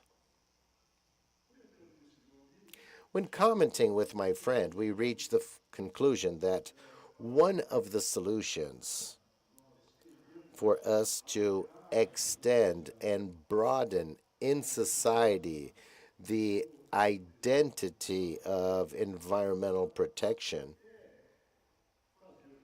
is to make people understand that environmental protection has an economic expression that we must not forget or doubt. You know by heart this. I don't have to tell you about this. You already know this. But the novelty is that this started taking shape in judges' hearts at that time.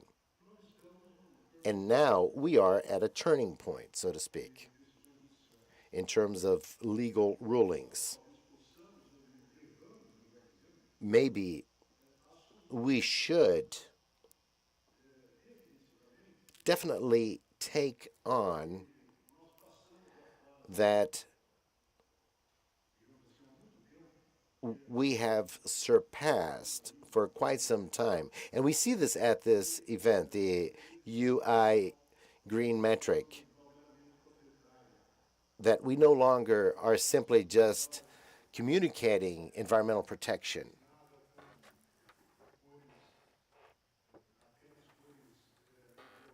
So this no longer is just tainted by ideology.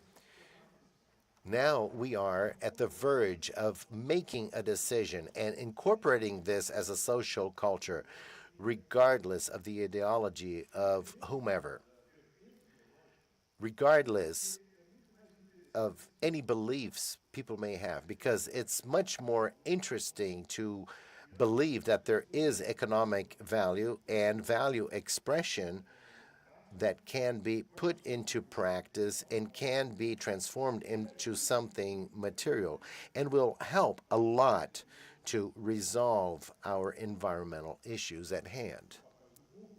The coconut gentleman, besides making money, and it seemed like a lot of money, also would help clean the beach and remove waste from the beach, because if coconuts were to be left behind, they would be consumed organically, etc. But how do we in the São Paulo legal system see this? This is not a paradigm, but a complement of environmental law. So now I'm shifting from environmental protection to environmental law. So we need to keep in mind this cycle of the circular economy as something extremely positive for which we must focus our goals and objectives on.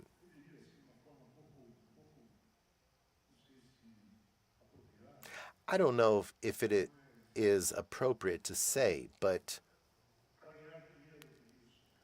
how can we make money with this? Recently, just a few days back, I was in the US, and there is no scientific value in this. It's just the reality. Since we drove a lot, actually, my wife drove a lot. I was just the co-pilot.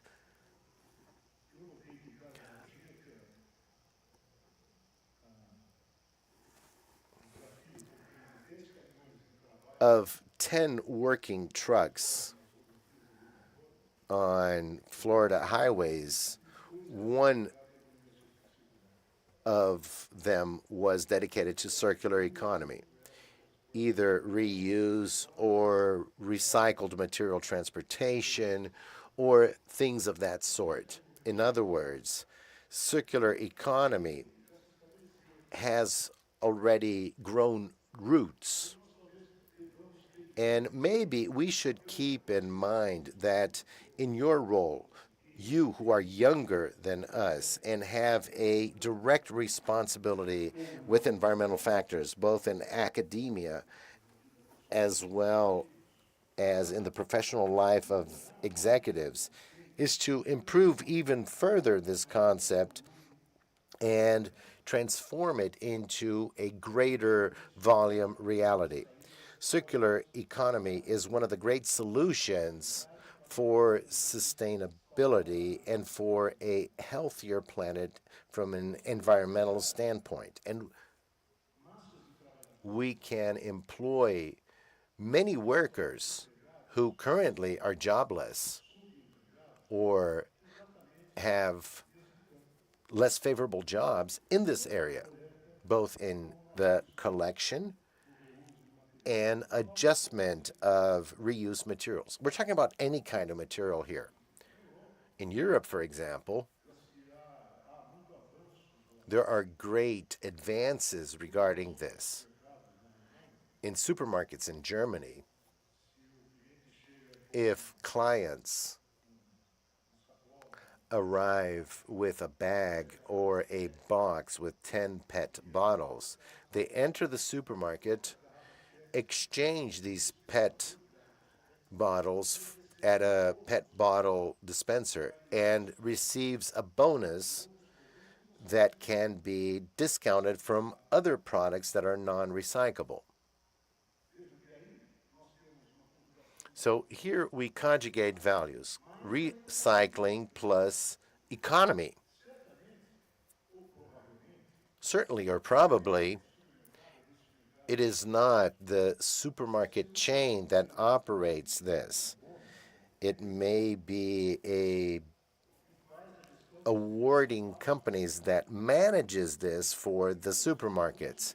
Since I am at USP, I would like to suggest, if this does not sound absurd, and maybe this already exists, that FEA make a business plan study. The FEA, the College of Economy of the University of São Paulo. So they could create a business model with the proper studies to have entrepreneurs dedicated to this. These entrepreneurs, regardless of social class, of all different levels of society, could participate. With this, we would be able to adjust much better retail, which is what matters here, to manage waste as well as everything else involved in circular economy. This is important because someday resources will be extinguished, or if that is not the case,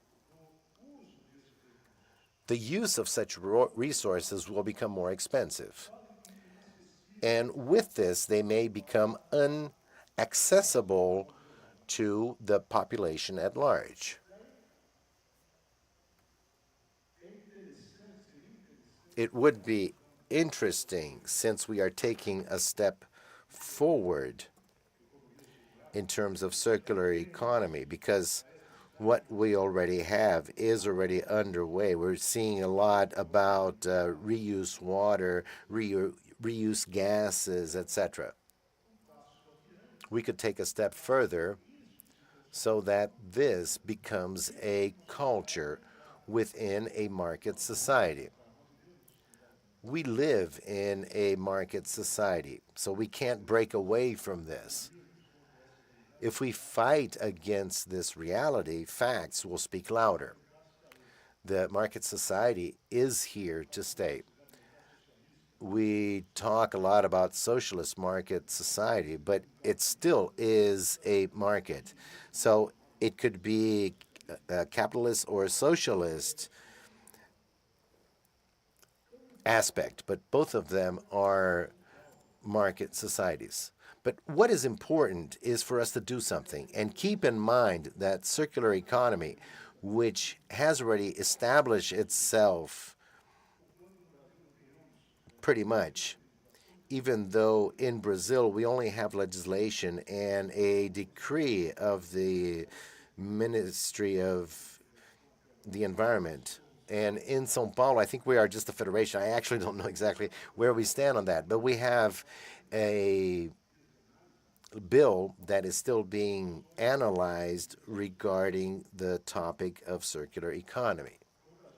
So Brazil is lagging regarding this topic, even though in practice, companies are ahead and notice that waste management is highly profitable. And there's nothing wrong in this.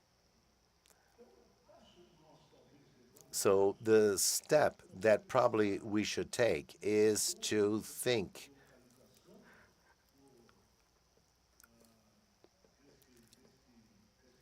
about broadening this circular economy, making it more effective and more present in daily activities.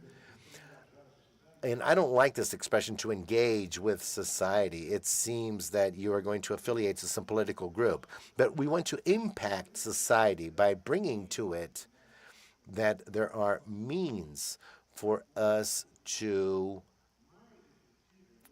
better use natural resources. This subject was addressed in environmental courts, at least in mine, always in an en passant fashion. But the pertinence and urgency is knocking on our doors. In our rulings, Dr. Patricia, we have our issues, but there are some merits as well. In our rulings, we have still not focused on the after execution aspect. So what will happen after something is decided? What will be the world after the mere judicial ruling? When judges rule, execution is forthcoming. I commit myself, and with this I will conclude, but I commit myself under the witness of Dr. Patricia Iglesias that from now on, at least in my rulings, and I hope that others follow me, because in courts we always have panel decisions. So I commit to implementing my rulings based on circular economy for the rational use of materials, whether waste or liquids, gases, metals, etc. I commit under having you as a witness that we will do this. This is a present reality. It is a good reality. It is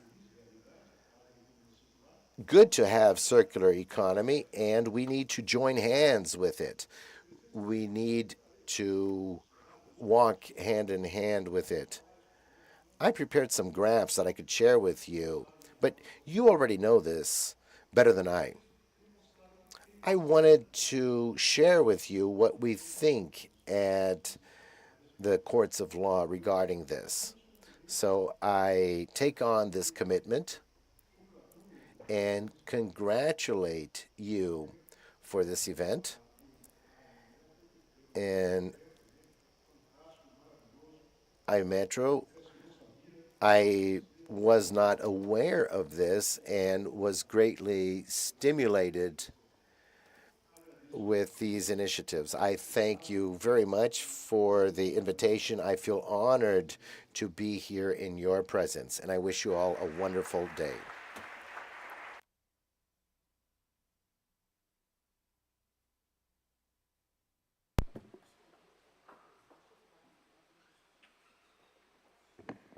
Bem, eu acho que todos.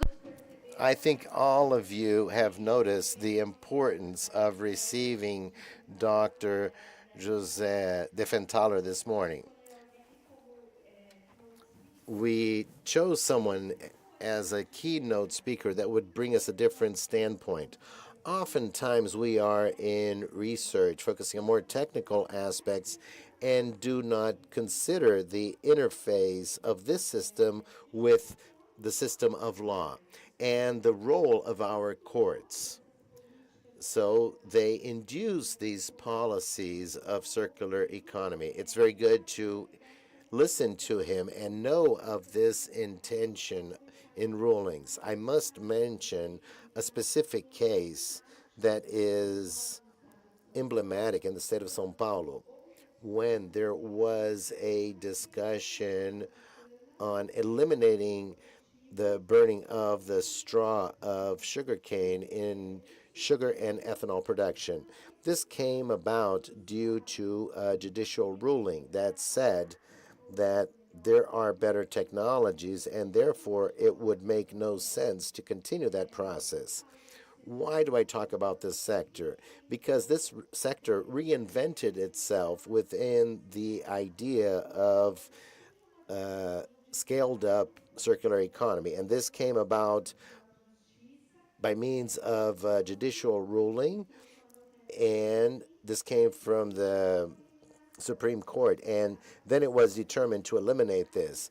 As of then, the state of São Paulo started to act together with the private sector to build a policy that would allow for this elimination. This also shows us that oftentimes a decision can lead to the solution of a joint effort. And this is fundamental nowadays, not just the view of the ruling obligating that this be done.